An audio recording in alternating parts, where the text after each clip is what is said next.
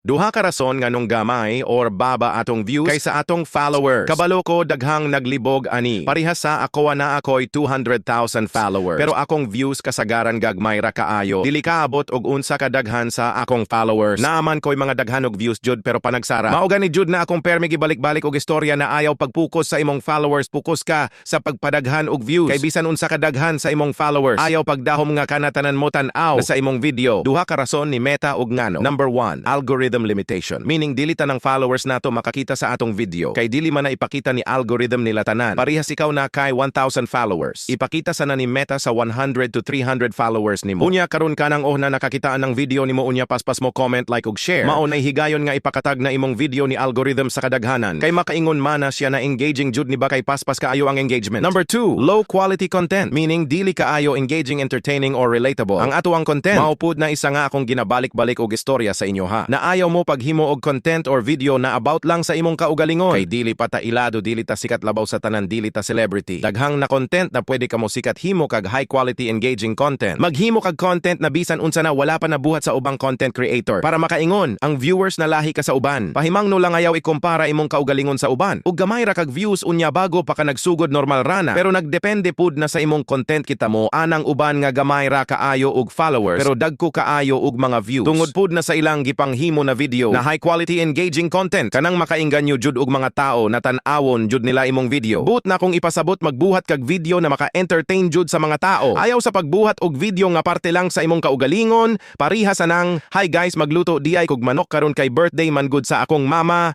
Hi guys padulong di ay ko sa akong trabaho. Mga paps, wala joy mo tanawa na. Naaman galing imong kaugalingon ra halos mo like ug mo share kanang mga friends nimo sa Facebook mo like rana pero respeto lang pero dili tanan tagsara tungod kay dilita sikat dilita ilado kinsa man kana ilang subaybayan kinsa man kana ilang tan-awon mao nang magbuhat jud og video na makaingganyo jud sa mga tao na tan-awon kanila. Basta ang importante sa liglang sa kaugalingon ayaw lang pagpakawala sa paglaom ug permi lang sangpit sa labawong makagagahom kay siya ra nakabalo sa tanan ampo lang jud ka perme ayaw huna-huna adayon ang kwarta kay sa ginaingon nila sa manang kwarta ug masakiton na ka. Kana lang sa akong ma-share mga pap. Dili lang gihapon ko magdahom og naay mo tanaw ani pero bahala na basta importante maka-vlog lang tapites na.